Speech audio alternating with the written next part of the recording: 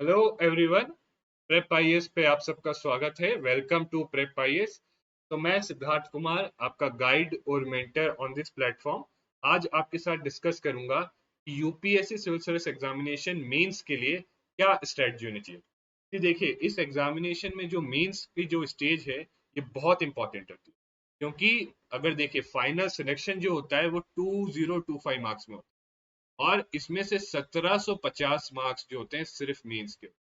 बाकी आपके 275 marks interview के होते हैं, और इंटरव्यू भी आप जब ही दे पाओगे जब आप मेंस क्लियर करोगे। इसलिए आप आईएएस बनोगे या नहीं बनोगे, या आपको कोई भी सर्विस मिलेगी या नहीं मिलेगी, वो पूरा का पूरा डिपेंड करता है मेंस पे।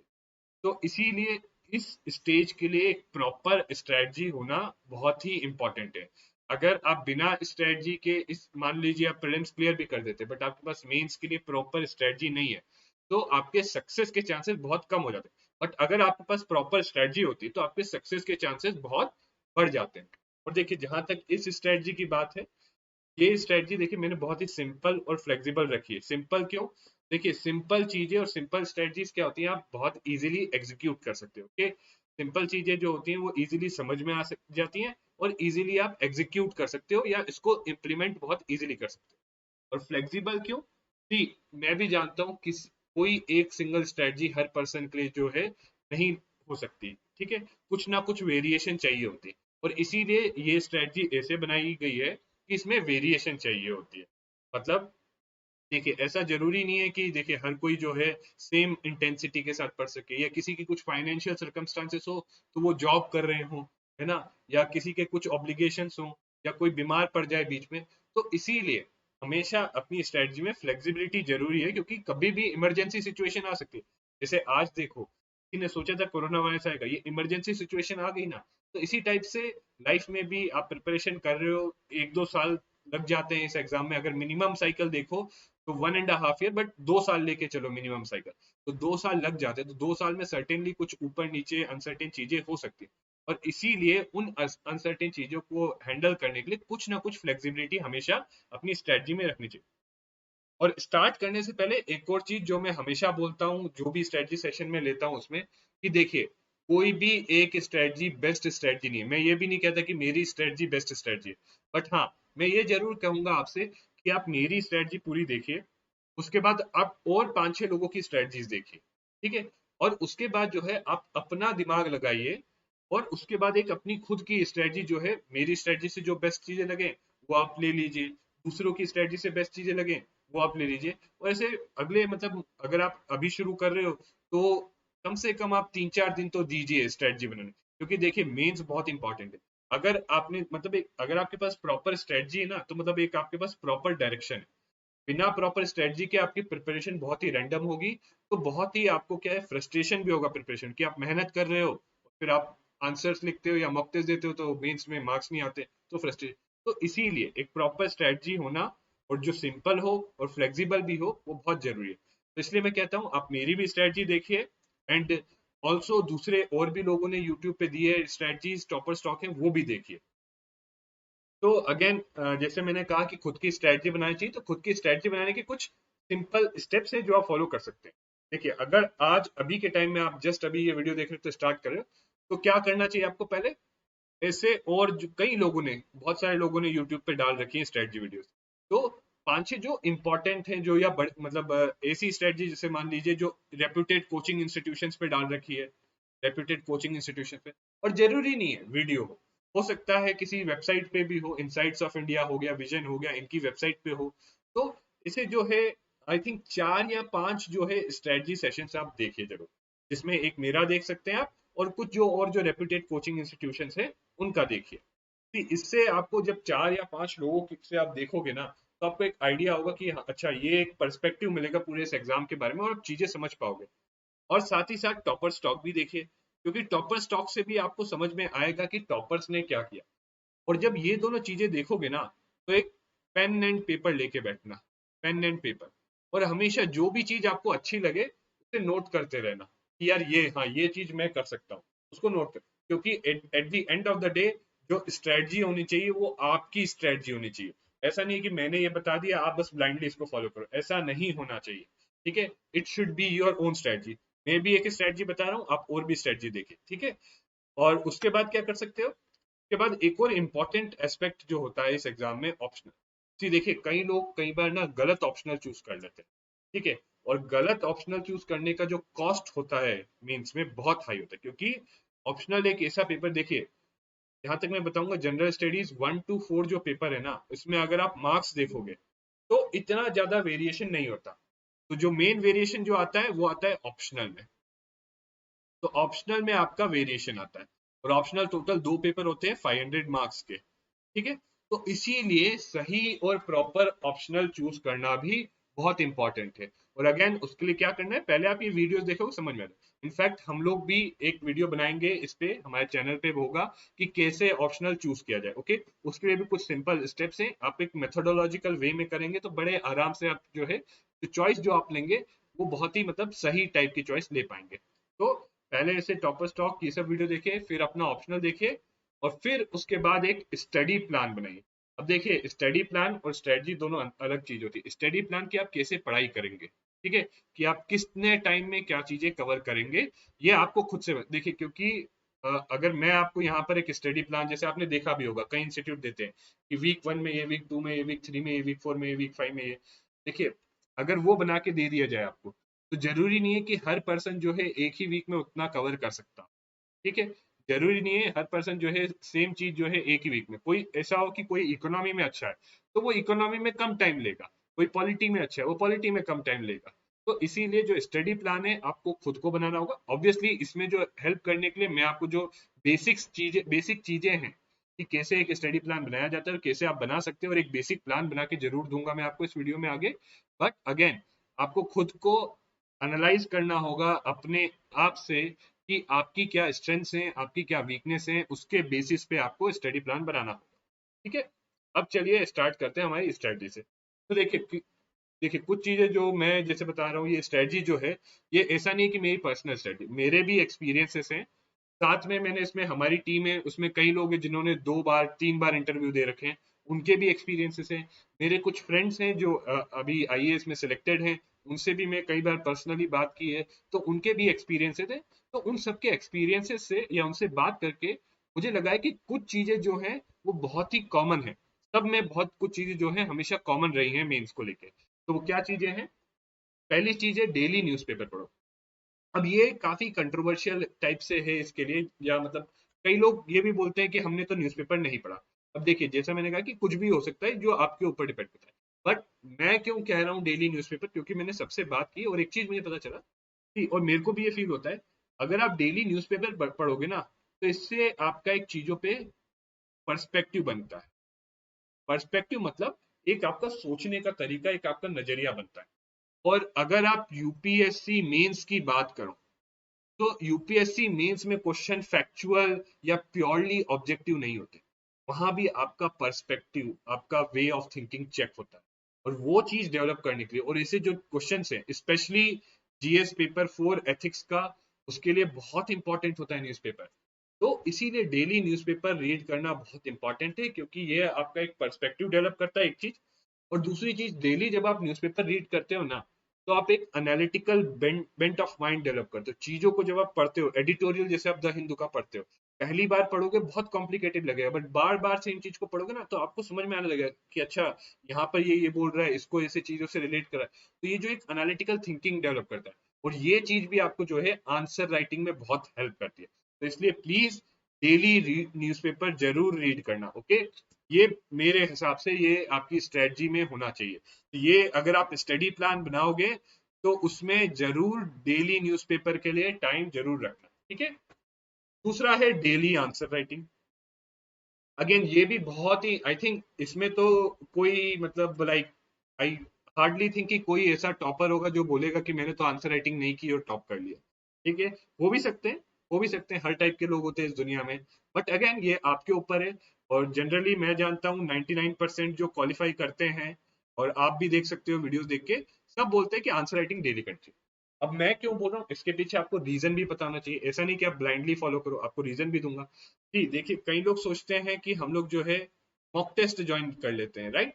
आप टेस्ट सीरीज ज्वाइन कर लेते हो मेंस की, और आप टेस्ट सीरीज कितने एक एक हफ्ते में देते हो, और वो एक एक हफ्ते में जो आप टेस्ट सीरीज देते हो उसकी कॉपीज चेक होके दो दो हफ्ते बाद आती है, तो तब तक आपका इवेल्युएशन हो पाता है कि आपने कैसे आंसर लिखे, नहीं। तो इसीलिए इसीलिए डेली आप कितने दो शुरुआत करिए, दो तीन आंसर से। आई थिंक दो तीन आंसर आप लिख सकते हो, आधा घंटा से 45 मिनट तो इतना तो दे सकते हो, और 15 मिनट आप दो उसको इवेलुएट करने के लिए। तो अगर आप डेली आंसर लिख के उसको इवेलुएट करोगे ना, तो आपको पता चलेगा कि डेली बेसिस पे आपका इंप्रूवमेंट होगा, डेली बेसिस पे। तो डेली बेसिस पे आपकी आंसर राइटिंग स्किल जो है इंप्रूव होगी, अगर आप डेली आंसर लिखते हो उसको इवेलुएट करते हो। अगेन एक और सेशन हम लोग करवाएंगे हाउ टू राइट आंसर्स, क्योंकि देखिए सब एक सेशन में करते तो बहुत ही लंबा हो जाता है, इसलिए हाउ टू राइट आंसर्स एक सेशन है हमारे उस पे प्लेटफॉर्म पे, आप वो देख सकते हो। ठीक है, तो डेली आंसर राइटिंग भी आपके स्टडी प्लान का पार्ट होना चाहिए। ठीक है, अगला आ जाइए, for mains make your own note. तो मेंस एग्जाम के लिए देखिए उसके जो सिलेबस है ना, आप देखा होगा सिलेबस, हर टॉपिक पे, for each and every topic in the syllabus, जो मेंस का सिलेबस है उसके ईच एंड एवरी टॉपिक पे आपको खुद के नोट्स बनाने हैं। You should make your own notes. कई लोग जो सोचते हैं मैं हैंडआउट्स वगैरह पे रिलाई कर लूंगा, बट नहीं, क्योंकि एंड मोमेंट पे रिवीजन करने के लिए खुद के नोट्स ही सबसे ज्यादा काम आते हैं, चाहे ऑप्शनल हो और आपका जीएस के पेपर्स हो। Please please this is very important, आप खुद के नोट्स बनाइए। और इनफैक्ट जब मेंस के लिए आप नोट्स बनाएंगे ना, तो भी आप देखोगे कि आप, क्योंकि नोट्स बनाना क्या होता है, एक तरीके से चीजों को सिंप्लीफाई करना। जो चीज कॉम्प्लिकेटेड वे में या बहुत सारे 4-5 पन्नों में बुक में लिखी है, वो आप एक पेज में या आधे पेज में लिख लोगे। तो ये आपको रिविजन में भी हेल्प करेगा, प्लस ये भी आपको कहीं ना कहीं आपकी आंसर राइटिंग में भी हेल्प करेगा। और जब आप किसी चीज के नोट्स बनाते हो तो वो याद भी ज्यादा समय तक रहता है।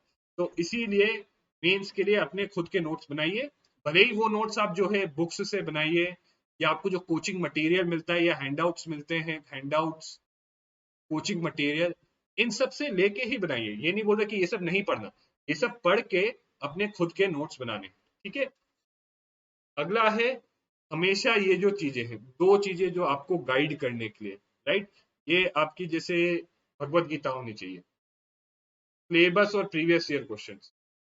भगवत गीता, आपको, अगर आपको लग रहा है आप प्रिपरेशन में भटक रहे हो, या अगर आप सोच रहे हो कि क्या मुझे ये चीज पढ़नी चाहिए या नहीं पढ़नी चाहिए, आप ऐसी दुविधा में हो और you are in a doubt कि क्या चीज पढ़नी चाहिए नहीं पढ़नी चाहिए, तो गाइडेंस कहाँ से मिलेगा आपको?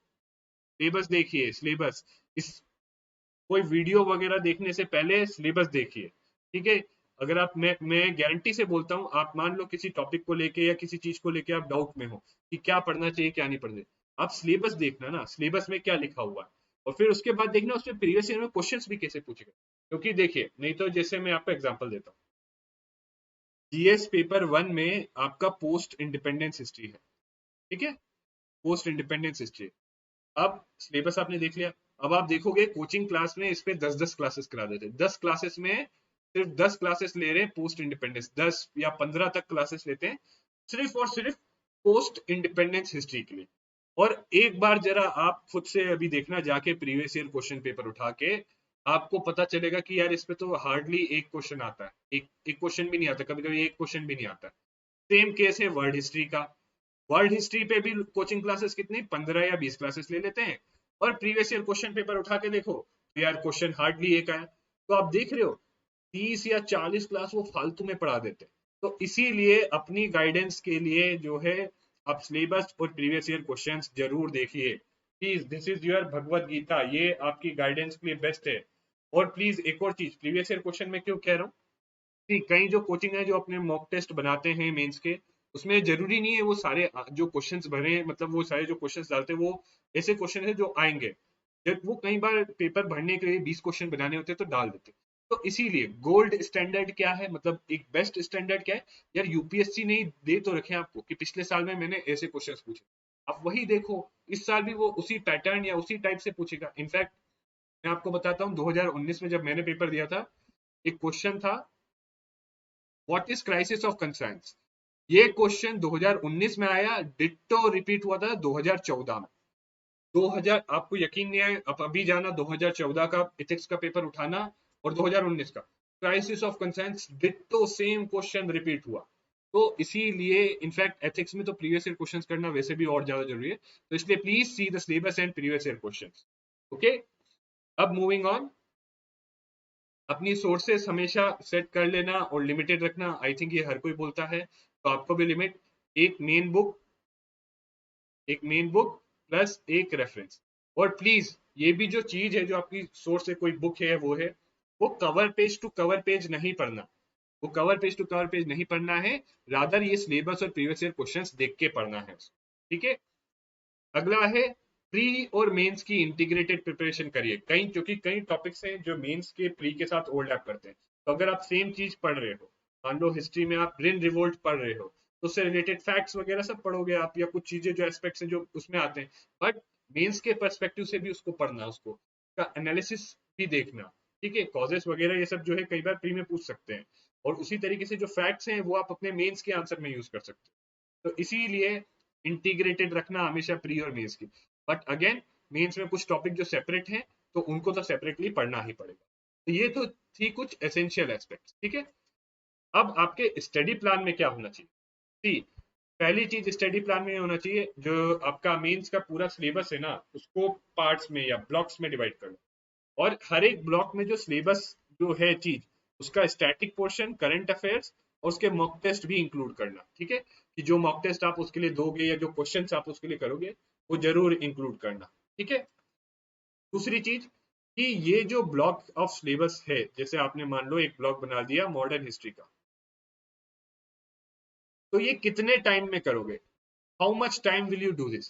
कितने टाइम में आप ये ब्लॉक जो है कवर करोगे? तो ये भी आपको सेट करना होगा। एंड अगेन देखिए, एक चीज है, आई कैन नॉट टेल, मैं नहीं बता सकता कि क्या एक स्टैंडर्ड या फिक्स बेस्ट टाइम होना चाहिए कि कितने टाइम में क्या कवर करना। क्योंकि देखिए अगेन, जैसे मैं शुरू बताया, हर कोई डिफरेंट होता है। बट हाँ, मैं एक चीज आगे जब मैं ये ब्लॉक्स बताऊंगा आपको, तो वहां पर एक चीज बताऊंगा कि इन जनरल जो बेस्ट स्टूडेंट टाइप का, मतलब जो अच्छे हैं, जो इन्होंने इंटरव्यू दे रखा है, वो लोग कितने टाइम में कर लेते हैं एक ब्लॉक को। तो ये चीज क्यों बता रहा हूं मैं आपको? ताकि आपको एक स्टैंडर्ड पता चल जाए कि हाँ, मुझे ये स्टैंडर्ड टच करना है। ठीक है, कि इतने टाइम टाइम के लिए, मतलब आपको एक पैरामीटर या एक स्टैंडर्ड या एक बेंचमार्क मिल जाएगा। ठीक है, तो टाइम भी आपको सेट करना होगा चीजों का। ठीक है, ऐसा नहीं है कि आपने स्टडी प्लान बना लिया, कहा पॉलिटी, और 3 महीने तक पॉलिटी पढ़ो, नहीं। पॉलिटी अगर आप पढ़ने बैठे हो, उसके लिए टाइम फिक्स करना कि 25 दिन या 30 दिन के अंदर में पॉलिटी पूरा जो है प्री और मेंस के लिए खत्म कर दूंगा। ठीक है, और उसमें ब्लॉक ऑफ सिलेबस में होना चाहिए कि उसका स्टैटिक और करंट अफेयर्स दोनों खत्म करूंगा। ठीक है, फिर प्रायोरिटाइजेशन। अगेन, ये जो ब्लॉक्स ऑफ सिलेबस है ना, इसको आपको प्रायोरिटाइज करना पड़ेगा अपने से, कि फर्स्ट इसमें प्रायोरिटाइज में कि फर्स्ट प्रायोरिटी किसको दोगे, और रिवीजन के वक्त भी प्रायोरिटी किसको दोगे। तो इसके कुछ सिंपल चीजें हैं कि प्रायोरिटी में उन चीजों को दीजिए जिनका मैक्सिमम वेटेज। मैक्सिमम वेटेज मतलब जो सबसे ज्यादा यूपीएससी में जिस ब्लॉक से या जिस पोर्शन से सिलेबस के क्वेश्चन पूछे जाते हैं, उसको सबसे ज्यादा टाइम या उसको सबसे ज्यादा बार रिवाइज करिए और सबसे ज्यादा बार उसको पढ़िए। ठीक है, और ऐसे टॉपिक्स जैसे पोस्ट इंडिपेंडेंस हिस्ट्री हो गया या वर्ल्ड हिस्ट्री हो गया जो आपके मेंस में, अगर उसमें जो है उनको लीस्ट प्रायोरिटी दीजिए, क्योंकि उससे इतने क्वेश्चन पूछे नहीं जाते। दूसरी चीज, वीक एरियाज। आपके कुछ वीक एरियाज होंगे, कुछ एरियाज में आप वीक होंगे। मान लो कोई GS4 एथिक्स में वीक है, तो प्लीज पहली चीज जो आपको करनी है अपने स्टडी प्लान में, कि मैं अपने एथिक्स के सेक्शन को स्ट्रॉन्ग करूंगा, ताकि आपका एक टेंशन खत्म हो जाएगा। ओके, और तीसरी चीज है तो दो चीजें प्रायोरिटी करने के लिए, एक तो मैक्सिमम वेटेज, कि मैक्सिमम क्वेश्चन कहां से पूछे जाते हैं, एक आपका वीक एरिया, और एक है जो क्विकली खत्म किए जा सकते हैं। ऐसे कुछ एरियाज हैं सिलेबस में which can be done quickly, which can be done quickly. तो देखिए, इसमें जैसे GS4 है आपका एथिक्स का पेपर, एथिक्स के पेपर को कवर करने में इतना टाइम नहीं लगता जितना आपके GS1 2 3 को कवर करने में। तो आई ऑलवेज रिकमेंड एथिक्स के पेपर को हमेशा सबसे पहले खत्म कर ले। ऐसे इसी तरीके से एसए है। अब एसए को प्लीज नेग्लेक्ट मत करिए, इसको मैक्सिमम टाइम दीजिए। कि एसए पे भी एक सेशन हम करेंगे, कि एसए ऐसा पेपर है जिसको अगर आप अभी से भी हर वीक में मान लो एक ही ऐसे लिखो, बट उसको प्रॉपरली इवेल्युएट करके उसमें क्या इंप्रूवमेंट्स करने चाहिए वो देख के करो, तो एंड तक ये भी 250 मार्क्स का होता है। तो ये दो ऐसे पेपर है जिसमें मिनिमम मिनिमम इनपुट या मिनिमम टाइम देने पे भी मैक्सिमम आउटपुट मिलता है आपको। ठीक है। तो ऐसी चीजों को, प्लस एक और चीज है, अगर आप ये चीजें प्रैक्टिस कर रहे हो ना, मान लो आपने जीएस पेपर 4 अच्छे से खत्म कर लिया, तो देखो आपकी टेंशन खत्म हो जाएगी, क्योंकि आपने 1 2 3 4 में से एक पेपर पूरा खत्म कर लिया है। ठीक है। तो इसलिए ऐसी चीजें जो क्विकली हो सकती है उनको फटाफट जो है, और जिनका मैक्सिमम वेटेज है, फटाफट उनको खत्म करके जो है सेट असाइड करिए, ताकि आपके ऊपर एक मेंटल प्रेशर ना रहे कि आपको बहुत सारा कवर करना है। ओके। अगला है रिवीजन। तो आई थिंक इसमें मेरे को ज्यादा इलेबरेट, मैं क्या करूंगा, इसको आगे बताऊंगा कैसे स्पेसिफिकली रिवाइज करना चाहिए। But revision are very important. और कितनी बार करना चाहिए, तो एटलीस्ट बोलूंगा, एटलीस्ट मेंस देने से पहले 3 बार तो सब कुछ आपका रिवाइज होना चाहिए, एटलीस्ट 3 टाइम्स, क्योंकि इतनी बार लगता है आपको चीजों को याद करने में।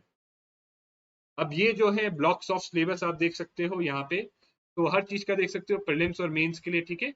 तो आप पॉलिटी और गवर्नेंस का देख सकते हो, इसकी सोर्सेस। अगेन ये सोर्सेस जरूरी नहीं है कि आप ये लो, आप कुछ और भी ले सकते हो। ठीक है। और बाकी टाइम, जो बेस्ट टाइम है, कि एक जो अच्छा कैंडिडेट है वो इसको 20 या +5 डेज और कर दो, कि 25 दिन में जो है इसको खत्म कर सकता है। तो ये एक आपका बेंचमार्क है कि आपको भी इतने टाइम में इसको खत्म कर देना चाहिए। ठीक है। ऐसे ही इकोनॉमी में सोर्सेस आप यहाँ पर देख सकते हो। ठीक है। आप चाहो तो ये पीपीटी आपको हमारे टेलीग्राम चैनल पे मिल जाएगी, ये ब्लॉग्स की। और अगेन देखिए, ये ऐसा कोई फुल एंड फाइनल नहीं है, आप चाहो तो आगे जाके अगर आप कहीं देखो और वो कोई बोले कि इसकी जगह कुछ और कर लो, तो आप जरूर कर सकते हो। बट अगेन मोस्टली यही चीजें सब लोग पढ़ते हैं। ठीक है। और मॉक टेस्ट और आंसर राइटिंग हर ब्लॉक में मतलब करनी है आपको। ठीक है। इसी तरीके से आपकी हिस्ट्री में ancient, modern, medieval, art, culture, world history, post independence जो है, सब एक साथ इंटीग्रेटेड वे में पढ़ना है, और टाइम इतना। ठीक है। और इसके लिए बुक्स आप ये पढ़ सकते हो। अगेन ये कोई फाइनल नहीं है, आप देख सकते हो कहीं और से अगर आपको कोई बेटर सोर्स लगता है तो आप जरूर लीजिए उसको। ठीक है। इसी तरीके से आपका ज्योग्राफी हो गया, आपका इन्वायरमेंट एंड इकोलॉजी, आपका science and technology, disaster management. Okay, please इसको मत भूलना। और देखिए क्यों 4 दिन, क्यों, क्योंकि इसमें बहुत ज्यादा टाइम भी नहीं देना। कई लोग जो है इसमें भी बहुत टाइम, 10 15 दिन लगा देते हैं, बट इतना टाइम नहीं देना, क्योंकि इससे हार्डली 1 2 क्वेश्चन आते हैं। ठीक है। तो उस हिसाब से ही टाइम देना है इसको। और देखिए कुछ ऐसे सेक्शंस जो डिजास्टर मैनेजमेंट जैसे है ना, इसमें अल्टीमेटली आपको अपने नोट्स पे ही रिलाई करना चाहिए। ठीक है। आप भले ही इंटरनेट देख लो और जो कोचिंग्स के हैंडआउट आते हैं वो देख लो, और उससे अपने नोट्स बना लो और उन पे ही रिलाई करो। Those will be the best source. ठीक है। बाकी मॉक टेस्ट और आंसर राइटिंग हर ब्लॉक के लिए करना ही करना है। ठीक है। फिर इंडियन सोसाइटी, तो अगेन ये भी ऐसा सेक्शन है जिसमें आपको अपने नोट्स पे रिलाई करना है। ठीक है। ऐसे ही इंटरनेशनल रिलेशंस। नाउ यहाँ पर कई लोग बोलते हैं कि यार एक बुक आती है, आईआर की भी बुक आती है, बट सी मेरा सजेशन ये है, आप प्रीवियस ईयर क्वेश्चन देखो और आईआर के क्वेश्चन देखो, मोस्टली करंट अफेयर्स ओरिएंटेड है, करंट अफेयर्स ओरिएंटेड होते हैं। और देखिए बुक पढ़ने में जितना आप टाइम लगाओगे उतने क्वेश्चन आते नहीं है आईआर के। ठीक है। और उतने ना करंट अफेयर्स से मेनली आते, तो आप करंट अफेयर्स में प्लीज ज्यादा टाइम दीजिए। और अगर आपको लगता है कि बुक पढ़ना भी है, तो प्लीज आप बुक खरीदिए, बट एंड टू एंड मत पढ़ना, cover page to cover page नहीं, बहुत ही सिलेक्टिवली पढ़ना। ठीक है। अगला इंटरनल सिक्योरिटी, अगेन इसकी भी एक बुक है Ashok Kumar, but it is also very बल्कि, वेरी बल्कि। ठीक है। तो क्या करना है, करंट अफेयर्स मैगजीन और ये बुक को दोनों को कंबाइन करना है, सिलेक्टिवली पढ़ना है, और फिर खुद के नोट्स बनाने हैं। ठीक है। और अगेन सिलेक्टिव कैसे हो, हाउ टू बी सिलेक्टिव, कि क्या चीज पढ़नी है नहीं पढ़नी है, तो उसके लिए मैं पहले ही बता चुका हूं, आपका सिलेबस और आपके previous year questions are your guide. ठीक है। और लास्टली आपका जो ब्लॉक है एथिक्स का, तो इसमें भी बड़ा जरूरी है। इनफैक्ट आप टॉपर्स के वीडियो देखोगे तो दे ऑलमोस्ट हर किसी ने कहा है कि इसमें जो सिलेबस का हर एक टॉपिक है ना, उस पे आप जो है अपना जो है नोट्स बना लो। हर एक सिलेबस के हर एक टॉपिक पे आप नोट्स बना लो, उसकी कुछ डेफिनेशन, कुछ आपकी केस स्टडीज या एग्जांपल कर लो। ठीक है। एंड अगेन देखिए इन सारे सब्जेक्ट्स के लिए जो है ना, आपका जीएस पेपर 1 2 3 4, इसके लिए हम लोग जो है एक डिटेल्ड जो है सेशन कंडक्ट कराएंगे आगे। Okay. so we are going to conduct detailed session for GS paper 1 2 3 4 ahead. ठीक है। so don't worry। अब एक ब्लॉक को कैसे कवर करें, तो पहली चीज जो आपको करनी है, उस ब्लॉक को उठाया, उसका सिलेबस और प्रीवियस ईयर क्वेश्चन देखे, तो आपको एक आइडिया लग जाएगा कि हाँ यार अब ये बुक्स में पढ़ने वाला हूँ, तो इस टाइप के क्वेश्चन पूछते हैं तो ये क्वेश्चन मुझे देखने हैं। तो पहली चीज, मान लो कोई भी ब्लॉक उठाए तो पहली चीज प्रीवियस ईयर क्वेश्चन देखो। फिर जो उसके स्टैटिक पोर्शन है, पूरा स्टैटिक पोर्शन कवर करो। ठीक है। फिर डायनामिक पोर्शन स्टैटिक के बाद कवर करो, ठीक है, क्योंकि तभी आपको डायनामिक चीजों की अंडरस्टैंडिंग आएगी जो करंट अफेयर्स में चीजें होती है, ठीक है। तो करंट अफेयर्स पहले स्टैटिक करना है, फिर करंट अफेयर्स करना है, उसके बाद मॉक टेस्ट। तो आप देखते हो कई लोग जो है सेक्शनल मॉक टेस्ट भी लेते हैं, सेक्शनल जो आंसर राइटिंग के पेपर्स देते हैं। तो एक ब्लॉक जब आपने कंप्लीट कर लिया, मान लो आपने पॉलिटी एंड गवर्नेंस कंप्लीट कर लिया, पॉलिटी एंड गवर्नेंस, तो विजन हो गया, इंसाइट हो गया, आईएएस बाबा हो गया, बहुत सारे इंस्टीट्यूट है, बहुत सारे, ठीक है। तो सब जो है इसके मॉक्स कराते हैं। तो प्लीज वो जो मॉक टेस्ट है ना, जैसे ही आपने खत्म किया, मतलब आपने चलो पढ़ लिया, आपको लग रहा है कि हाँ मैंने पढ़ लिया है ये ब्लॉक, तो आप मॉक टेस्ट दीजिए। बेस्ट तरीका देखने के कि आपने कितने अच्छे से पढ़ा। और लास्टली सेल्फ इवेल्युएशन। सी, अब इवेल्युएट करिए आप अपने सेल्फ को कि आपने जो पूरा पढ़ा है, क्या जो है, मान लो मॉक टेस्ट में कम मार्क्स आते तो क्यों कम मार्क्स आए, और कम मार्क्स आए तो एक चीज तो आपको पता चल गई कि मान लो पॉलिटी एंड गवर्नेंस में कम मार्क्स आए, तो आपको पता चल गया कि ये मेरा वीक एरिया। तो उसी टाइप से जो है आपको इवेल्युएट करना है अपने आप को कि किस एरिया में आप वीक हो, किस एरिया में स्ट्रांग। रिगार्डिंग योर ऑप्शनल, तो ऑप्शनल को हमेशा ऐसा नहीं है कि पूरा ही नेग्लेक्ट कर देना है। जितना जीएस है, जीएस के साथ साथ अपने स्टडी प्लान में थोड़ा 2 घंटा 3 घंटा जो है ऑप्शनल के लिए भी निकालना, ओके। जीएस के साथ साथ थोड़ा टाइम जो है अपना ऑप्शनल में भी देना, okay. 2 or 3 hours do give for your option, और make your own notes for also for optional. Optional के लिए भी ये एडवाइस, इनफैक्ट ऑप्शनल के लिए ये एडवाइस मोस्ट इंपॉर्टेंट है, ठीक है। प्रीवियस ईयर क्वेश्चन, सो ऑप्शनल के प्रीवियस ईयर क्वेश्चन जरूर कीजिए, ओके। चाहे कोई भी ऑप्शनल हो, प्रीवियस ईयर क्वेश्चन करना बहुत इंपॉर्टेंट है। और लास्टली ऑप्शनल के लिए आपका एक बार प्रीलिम्स हो जाए ना, this should be after prelims, after prelims इसके मॉक टेस्ट दीजिए, ताकि आपको पता रहेगा कि आप कहाँ और क्या इंप्रूवमेंट्स करना, ठीक है। प्रीलिम्स के पहले मत देना मॉक टेस्ट, क्यों? क्योंकि उसके अगर पहले दोगे तो आप इतना सारा मैनेज नहीं कर पाओगे, ओके। इतना सारा मैनेज करना मुश्किल होगा, इसलिए प्रीलिम्स होने के इमीडिएट बाद में मॉक टेस्ट जो है, टेस्ट सीरीज जो है, आप ऑप्शनल के लिए जो है टेस्ट सीरीज ज्वाइन कर लेना और देना प्रीलिम्स के बाद, ओके।